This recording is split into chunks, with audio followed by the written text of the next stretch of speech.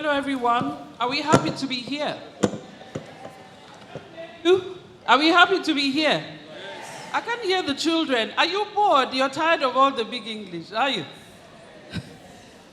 All right, my name is Betty Divya Akeredoluale, and today we will be talking about political governance and what? Political leadership and governance, what is the end product? If I borrow the words of one of Africa's greats, Amilcar Cabral, somebody mentioned him, he said, what are the people fighting for?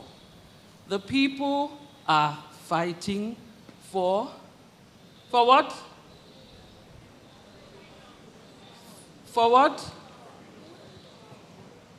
The people are fighting for a better life, living better in safety, and to guarantee. They don't care what you have in your head about your ideas.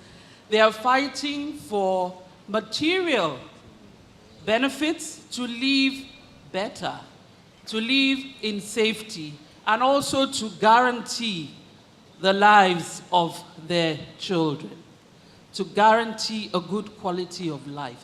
I'm not going to be talking, I have a distinguished panel who will be talking about this topic. We do not have to agree on a lot of things, but I just want everybody to talk about this. The Reverend Father has raised a lot of issues. He's said it all. Mr. Femi Falana has said a lot of things. He's giving the picture. But this amazing panel, distinguished panel that I have, will be telling us, they're giving us their own perspectives on what is the end product, what they have seen, the fight and the sacrifices of the past heroes who have long gone. Are they turning in their graves? Are they happy by what we have done today? So let me not waste your time. I will be starting with, should I go according to how they arrived? All right, let me start with the Prince Adesina Olusonya Adeyemi Doro. He is a governorship candidate of Osun State.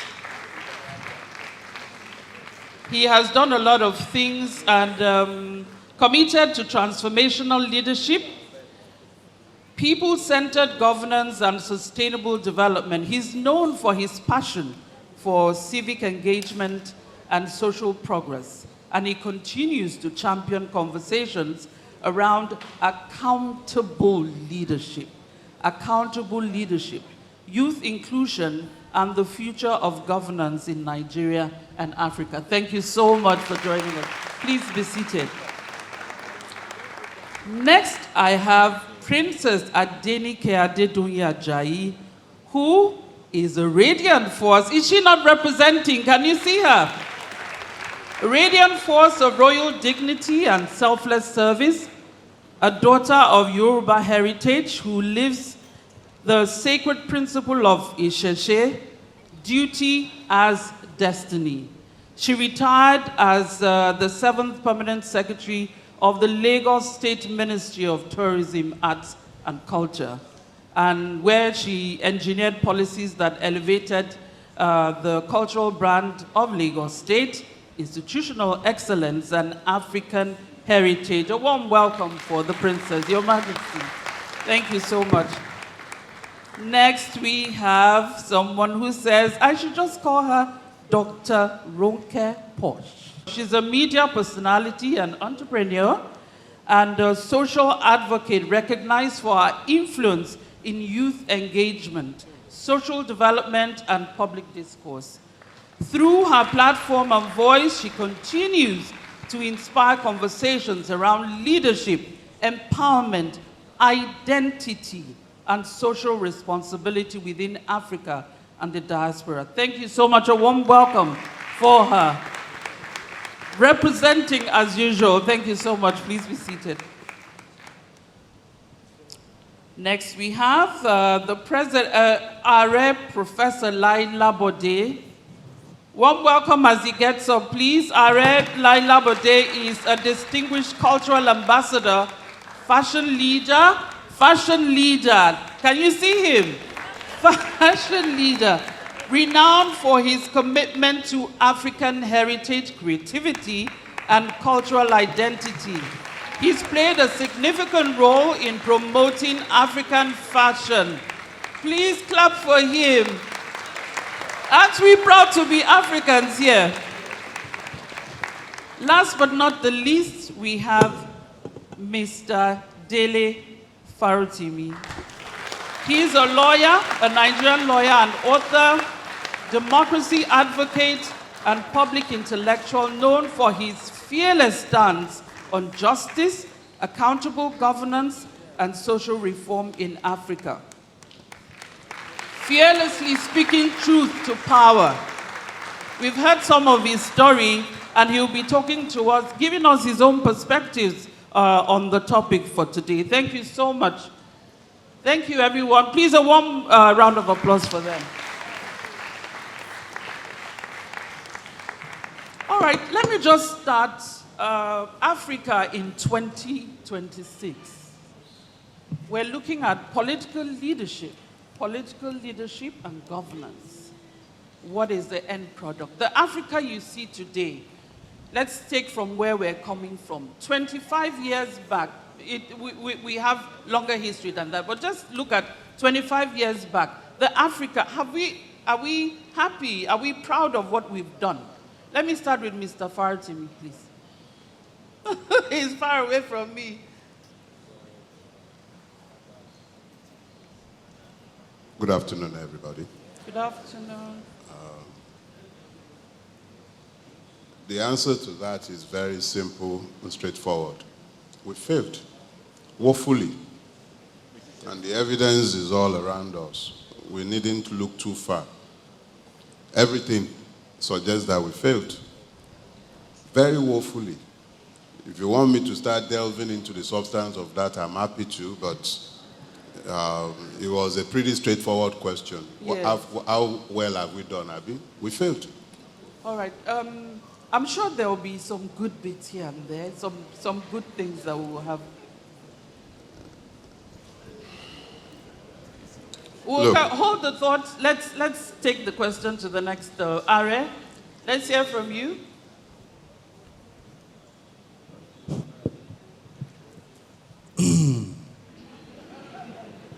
I think Africa cannot continue to be a potential. Today, we can easily say that Africa is not where it should be. Is there hope? Absolutely. That's what I think. Thank you. All right. Dr. Posh? I'll be echoing the same thing. We can do better. There's a lot of potential in Africa, in Nigeria. I grew up in the north, in Kaduna, and we moved away from the north because of the issues that we have. So the difference is there.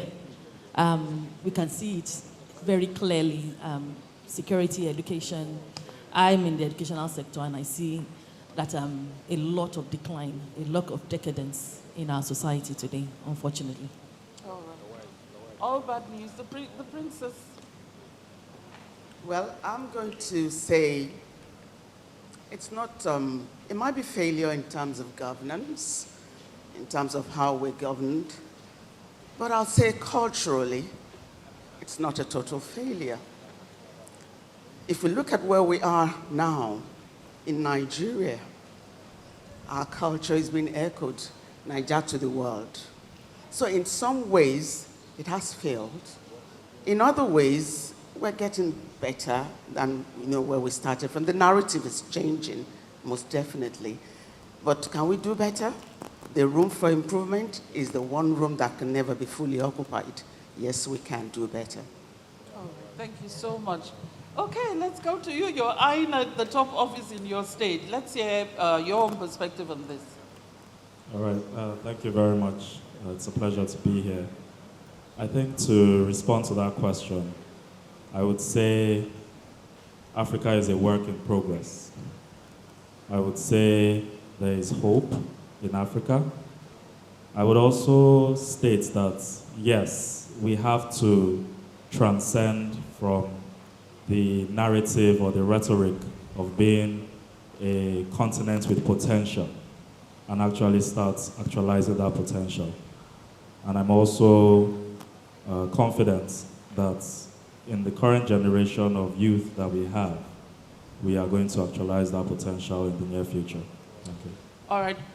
Thank you so much. Before I go into the responsibilities, let me go to Dr. Posh. If a young person in, say, Kenya or Nigeria here or any other country asks you what are the end products that you expect, your expectations, what are the non-negotiables that you expect from a political leader? From a political leader? Yes. Political. I was expecting the education question. Okay. From a political leader, well, yeah, there's no way I won't bring it back to my sector. But from a political leader, we will expect them to uphold the values, the proper values that we expect, even from our national anthem, for example. We would expect them to lead by example.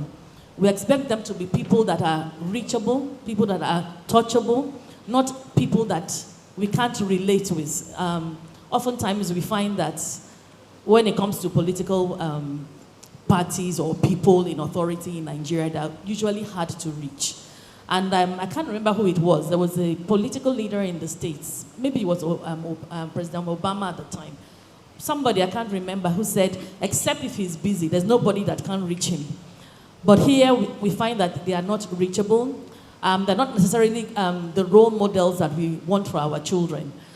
So expectation-wise, we expect them that they should come into the communities, they should speak to our children in our schools, they should ensure that they provide the jobs and just ensure that the promises that they make, they keep them. Because a lot of our children, I was thinking about it, that they have not seen a good Nigeria. They have not seen a Nigeria that is safe. They've not even seen good public toilets, for example, simple basic things like that. So expectations are for them to just provide the basics for us and for our children. Thank you. All right, thank you. Are Labode, I see you nodding. Do you have a different view? I agree with a number of things that she said.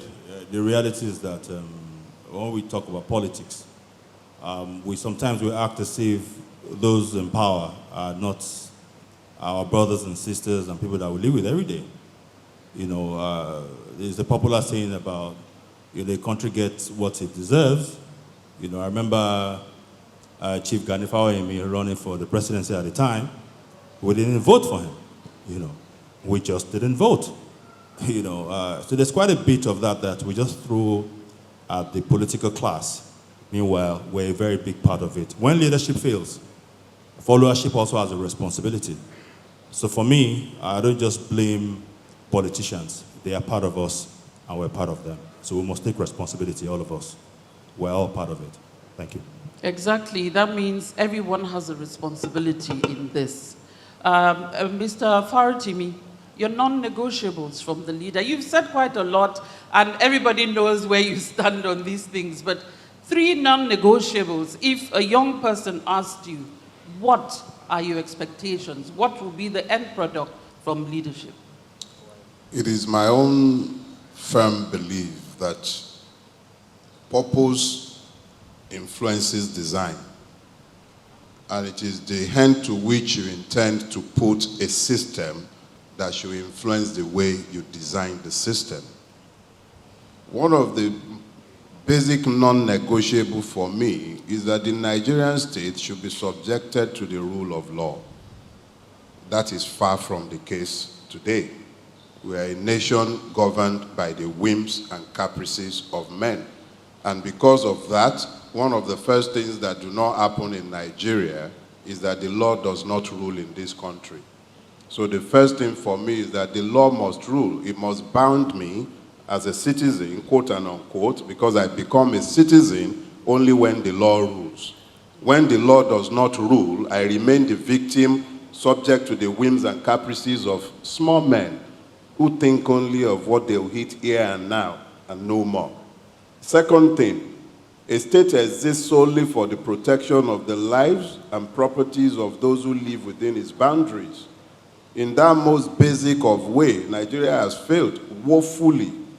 39 children, some younger than 2 years old, are exposed to the elements. And those are the ones we know. People are being carried every day whose stories never make it to the newspaper or anywhere. Families make arrangements for ransom and burials without publicizing it. The Nigerian press will routinely ignore that it has happened as well. So, rule of law, security of lives and properties, and then justice. Even though it might seem like it's divorced from the first, they are linked, but they are also distinguishable. If the law is ruling, it simply means that the judges look to the law, not to the persons involved. And only the law should be the basis for the interpretation and adjudication of cases. Those are my minimum irreducibles. All right, this brings me to the issue of strength in institutions. How strong your institutions are against the issue of political will to actually make the institutions work. How do you strike a balance? Before I go there, I just want to acknowledge we're being joined by Evans Eboigboting, who is joining us from outside the country. Evans is a strategy-driven professional with a broad background in beverages, design to value, innovation, and cross-functional leadership. His work focuses on using data, structured problem solving, and collaboration to improve products, processes, and business outcomes. Please, let's welcome him. I hope you can hear us. All right, hello, Evans. We can see you on the screen. We'll get to you in a bit. So the issue of, I don't know who wants to take that, the issue of institutions, the strength of the institutions of a country. Some countries are doing better than others in terms of... You know, because it's a follow-up to the question I addressed, I would love to just respond to that quickly. All right. Your institutions are only as strong as the capacity of the law to rule in the space where the institution exists. Where the institutions are not subjected to the rule of law, but they are subject to the whims and desires of men, you can never build an institution that lasts in that fashion, which is why the EFCC today is more feared by Yahoo boys and the poor young man who is just carrying his dread up and down the place than by the politicians who brazenly steal our commonwealth. It is only in Nigeria you would have an anti-corruption agency and a person caught on camera wearing dollars becomes the chairman of a political party. Compromised persons occupy all levels of government offices, and we are talking about building institutions. What kind of institutions have we built? The absence of the rule of law has already compromised every institution that should uphold the state. Okay, since we're talking about Africa, can we take it beyond? There must be some countries doing better regarding institutions, the strength of their institutions. Some African countries that are good examples. I know that Mr. Falana mentioned some countries that are, okay, would you want to take that? Institutions. Let me say that, first of all, if you look across Africa, I'm the president of the Confederation of African Fashion. And we just looked around and saw that, you know, we're largely individual champions. You know, everybody's doing their own thing. We're all big men in our own different ways. And forgetting that if you want things to be truly great and get the best value, you must build it into an institution. So I agree with my dear brother about the need for the rule of law to be very strong for things to actually really work. However, you also notice that anytime we find people in office that are competent or have a level of integrity that we can hold on to, they make a difference. Dora Akinyuli, for example, lived in this country. A lot of people may have called that government corrupt and called it all sorts of names, but she stood out. She made a difference. That was an individual who was competent, who also had the passion to actually deliver. So I think outside the institution, which I think is most important, and I agree, and we can't even debate that it's important that the institution is bigger than the person that runs it. But for those who get into positions of leadership, they are equally as important in strengthening that institution. And that's what we must also look at. So it's never one shot to kill all birds. Never. It's a multitude of things that must come together for us to get the very best out of Africa. Would you want to add something? Okay, yeah, and I would like to add to what he said. I think for, the thing versus institutionalism versus individualism is a situation wherein you need quality people who have the interest of the people at heart and understand that institutions must be bigger than any one person, right? Because for systems to thrive, you need institutions to be able to outlive individuals. None of us are going to be here forever. And if you don't have the right people who have the right purpose, and just to take it back to the previous question before you asked this, for me, the three critical things that are needed from political leaders to the people are: one, to understand that your purpose there in leadership is service, not to position yourself to be dominant, oppressive, or unwilling to listen to the people and just go about your business how you think you should. Secondly, I believe strongly in transparency, because through transparency, trust is built, and when you do gain that trust, you're in a position where you don't want to lose it. Yes. And then thirdly, accountability, which then brings the institutions back into play. So institutions must be allowed to thrive, must be allowed to have systems that are stronger than any one individual in the interest of the people at large. All right. Thank you so much. All these things you have listed, everybody seems to know that till they get into office. That's it. Am I wrong or am I right? Everybody seems to know that till they get into office. I don't want to put you in a spot. I know your aspirations, but everybody seems to know that. So why is there this gap between expectations or promises, electoral promises? Anyone can answer this question. Why is there a gap? And the issue, are the citizens failing as well in holding the leaders accountable? Because I see people saying, oh, he's such a bad person. Wait till his brother gets into, or his sister gets into office. So should I, okay. Before I go down the princess wants to speak to. Can we give her a few minutes? Okay. All right, thank you. All right. So what I would say from, what I've observed over time. So yes, I'm running for governor, right, in Osun State. But I'll have you know that I've been in the private sector all of my life. I only recently moved into the public space, and that was last year. And what prompted me to do this? I think I just got to a point where I realized that you can't stay on the outside and make a difference. Well, I'm going somewhere with this. Now, we can sit on the sidelines and complain all we want, and we can say politicians are this, politicians are that. But the question is, what steps are we taking as a people to be actively involved in politics?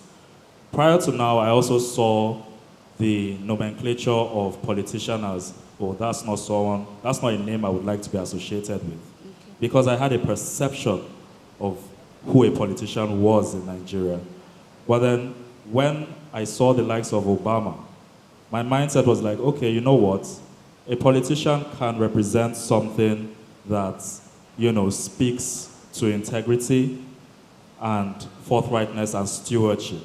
All right. Now, to answer your question directly, just give me a few seconds. Okay, just 30 yes. seconds because of the... You would find that when good, honest, meaningful people get into these institutions, from what I've seen and what I've read and what I've followed in history is that they are overwhelmed with the wrong set of people in critical positions of power.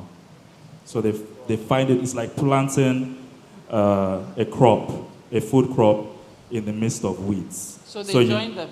Not that they join them, some are even drowned. So you need more people, more food crops in that garden. All right, thank you. Let the princess speak a bit before I bring in Mr. Evans. Okay. Very interesting discuss this is. I'm a retired public servant, and I've been privileged to work both out of the shores of Nigeria and in Nigeria as a civil servant. And I've compared both. And I know what my experience in both, how the experiences can be compared. Now in Nigeria, as long as we have sacred cows, untouchables, those that the rule of law cannot affect, just like other speakers have said, it does not matter how many right people you put in the system. I came in as a technocrat. I was almost drowned. It was like swimming against the tide. I have witnesses here. All right. We'll get to sacred cows. So what you need to do is to look after your own corner, irrespective of what happens, irrespective of the weeds that are growing around your crop. Just keep looking after your crop. Because even if you're a lone voice in the wilderness, at some point, your voice will start resonating with some people somewhere. And I always say to them when I was there, two things is going to happen to me here. I either get sacked or I push my way through. And whichever way, if I get sacked, I'm going to be out there and I'm going to become a whistleblower. Okay. So whatever it is that you're doing that's not right, don't do it when I'm there or whilst I can hear it. So when they're doing everything that they're doing, they make sure that I'm not there because I will not take it. So you can make a difference as an individual. All right, thank you so much. Let me quickly go to Mr. Evans. We're sorry, we're just coming. Can we have him?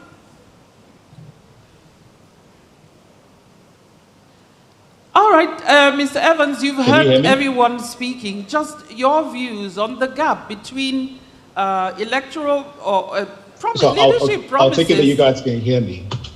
I think it's talking about institution. I think it comes down also to the individuals and how they get into office in the first place. I do want to just piggyback off what the other panelists talked about with kind of like being that change that you seek. That as individuals, if you want that change, you have to participate in government itself. But if you look at it, how do these individuals get there in the first place? You have cases where you have people bankrolling you with all the money and settlements you have to do before you get into power. By the time you're there, they need to recoup their money.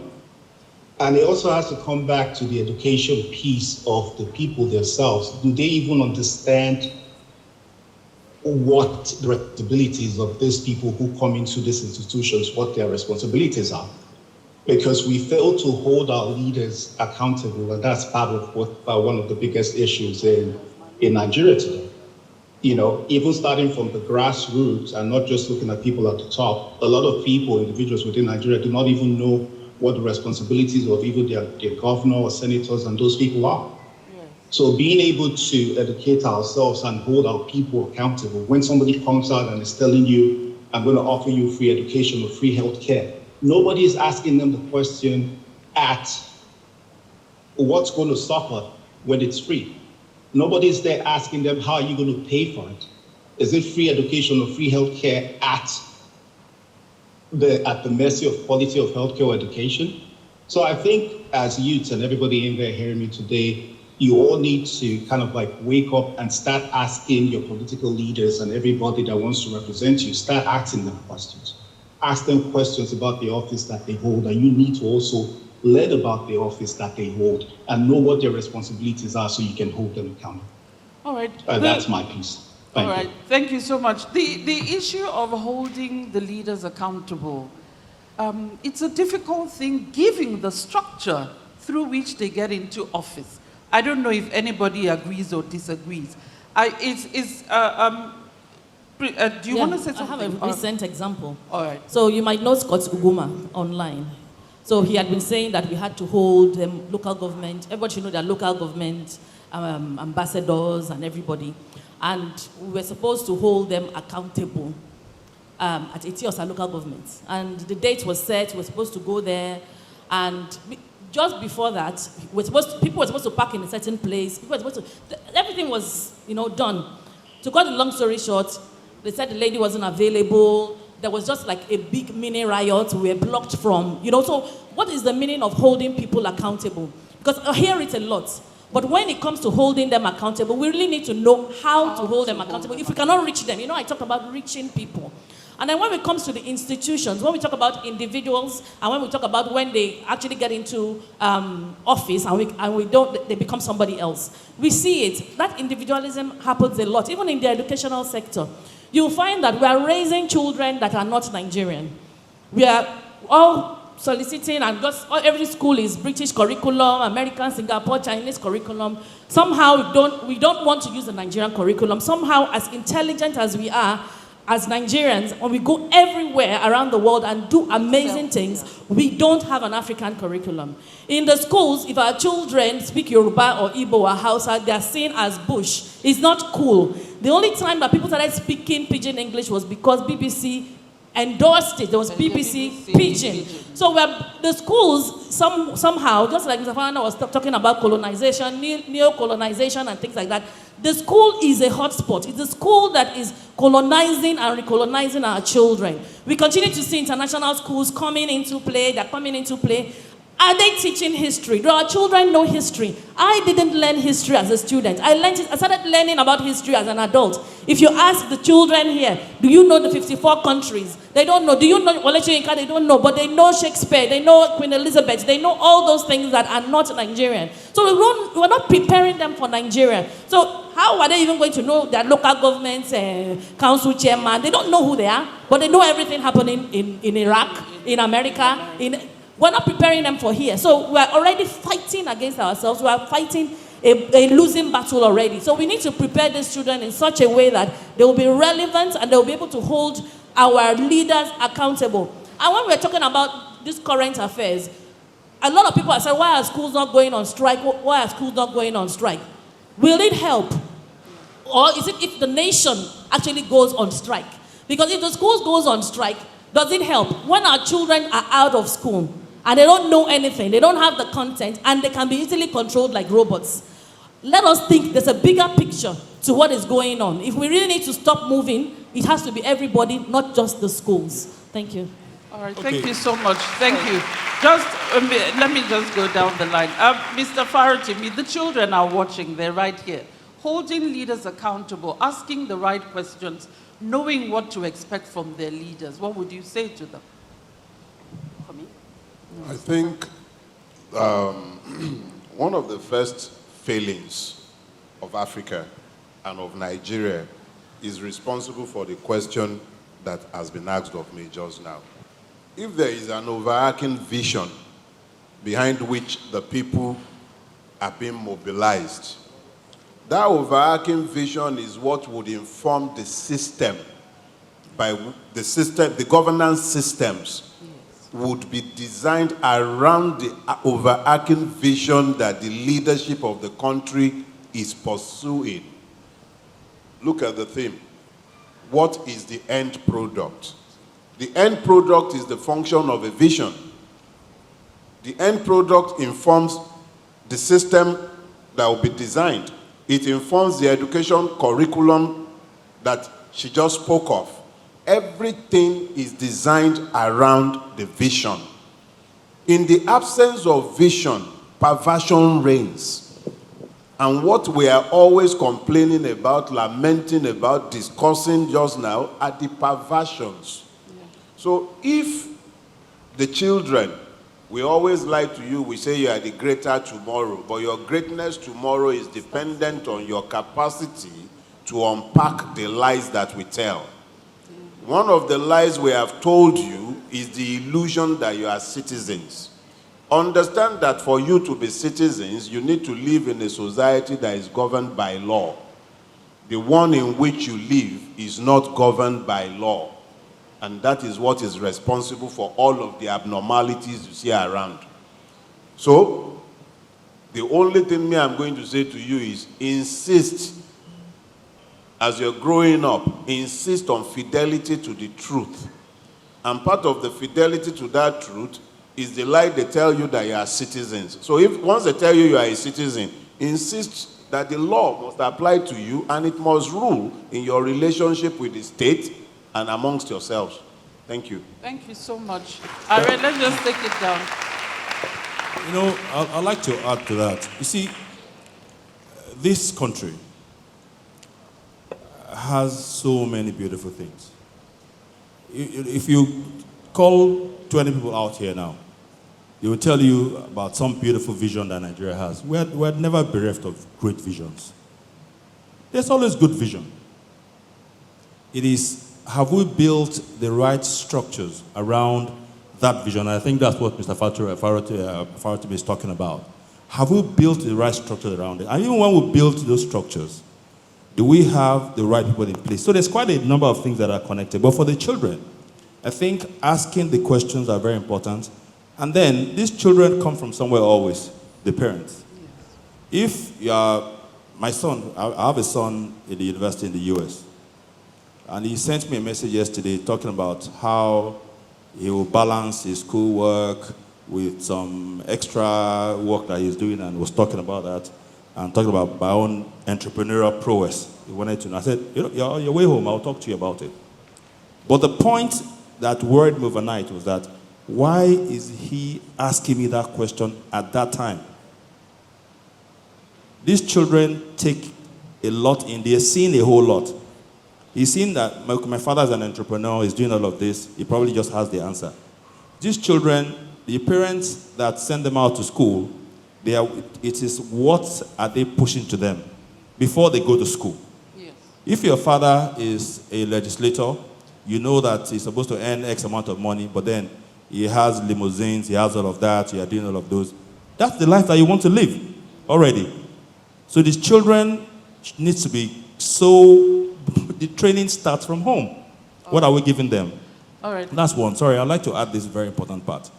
Let us not think that we are going to provide all the solutions today. No. It is to set a number of things in place. Know that if we travel this path, it's a path that's likely to take us there. Even in the US, I was listening to Mr. Falano earlier on, and he spoke about colonialism, right?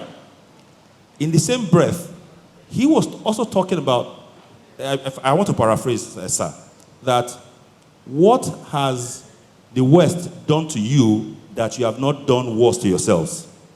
That's what he said, ultimately. So there's so much that we're doing to ourselves, and we cannot continue to just blame the leaders. The leaders are a part of us. All right, thank you so much. Let's keep it a bit short so that everyone gets to talk. I'll just speak to the children so that they can get some value. So your schools might be failing you. Your schools might be failing you.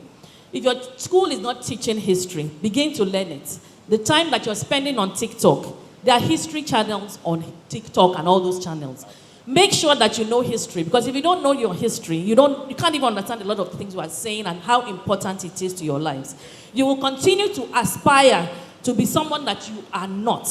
The typical year 6 or year 11 child that is graduating wants to graduate and do weave on and will have a wig. That is the aspiration. To speak Fone, to go abroad, and Oreoluwa becomes Ori. Aderonke becomes Roni. Chidimma Chidiamaka becomes Chichi. And all those things that you people aspire to do. That is not who an African is. That is not who a Nigerian is. And you've not been made by mistake to be an African. You should never be ashamed of being an African. It's one of the things to be proud of. If you know your history, you will know that great mathematicians came from Africa. You will know that the first library came from Africa. You will know that a lot of things I've been told was a lie. They'll tell you the white man even brought Christianity, which I bought for many years. Please know your history. Don't spend all your time on social media absorbing the wrong things. You must know your history. And if your school is not teaching history, make sure you push for history. It should not be an option. It's one of the greatest things that I miss as an individual in my life. Make sure that you ask for it. Do you promise to ask for history in your school? And do you promise that when you're scrolling history channels as well? Thank you. Thank you so much. All right, the princess, I just want to ask the issue, end products, from a perspective of cultural identity. Because many, as she talked about now, changing names, wanting to sound different, and aided by us, really, not just them, because it's what we push out to them that they take. So identity issues, the end product, identity perspective. Yes, for you. The end product. End products of political leadership and governance, Right. So, and from a cultural or identity perspective.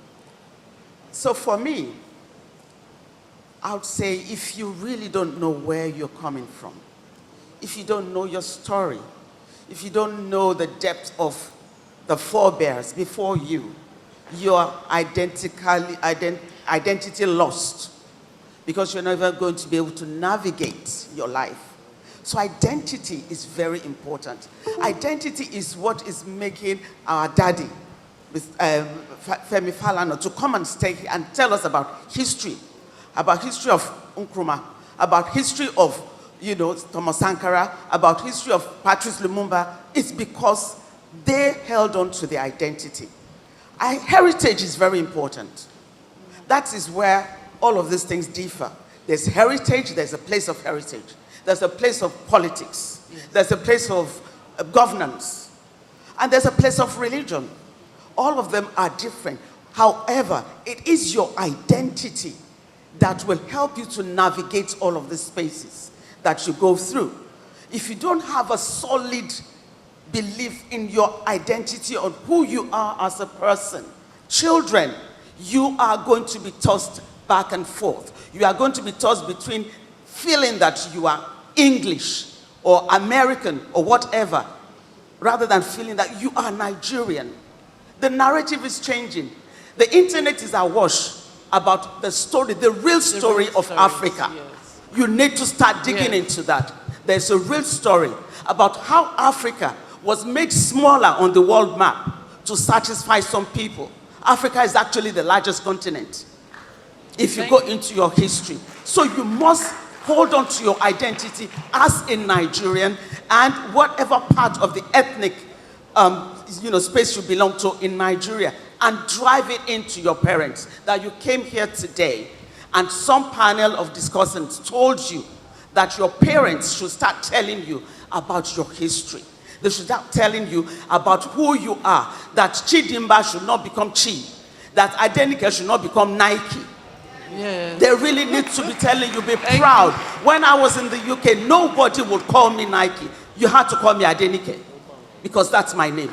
Don't shorten my name. Call me who I am. And I dress like this to work when it's summer. They see me because I held on to my identity. Thank you so much. Thank you so much. Did we hear that? For the politician among us, I just have a quick special question. Do you think the electoral structures that we have, the way political leaders get into office, is serving us? Do you think? I know it's subject for another debate, but do you think anyone can still respond after he does? We don't have time, but let's just deal with this. All right, thank you very much. So first off, I would say that it's quite tough with the system that we have. I know when they announced my name and what I'm running for, there would have been different perceptions in the audience. Oh, politician. Big man, politician. I'm not a big man, right?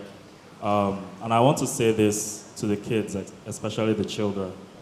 I'm a testimony of faith, and I'm a testimony of will.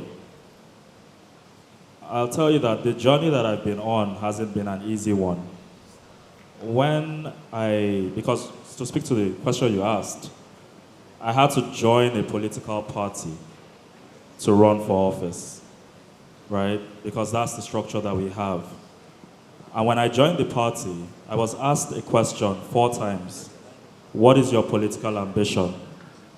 And my answer was always the same. I wanted a platform where I could do more and have a wider impact on society. Because I've had the privilege of being president of my alumni, captain in societies in my church and whatnot.